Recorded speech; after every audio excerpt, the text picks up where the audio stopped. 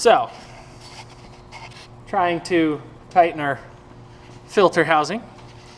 We suffered the fate of many a 6.7 Powerstroke fuel filter housing. You can see the way this works up in there is you put a socket on that to take it off, and of course the way these threads are in here, those are the kind of thing that can get a little bit tight. Even if it's not tight, you just get some interference in there, and then you break that off.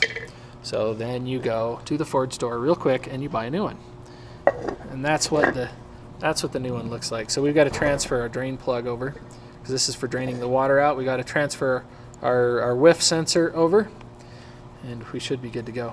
The good news out of all of this, of course, is that we're not the only ones to break these. They break all the time, and a new one is only about 16, 17 bucks.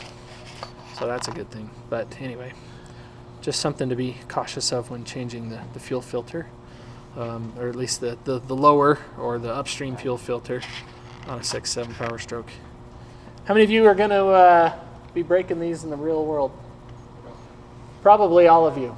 But the lesson here is that if you suspect that it's going to break because it's tight and it's fighting you, you can stop.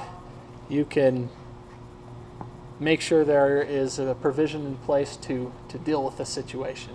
Make sure you've got parts. Make sure the customer knows, hey, that could break.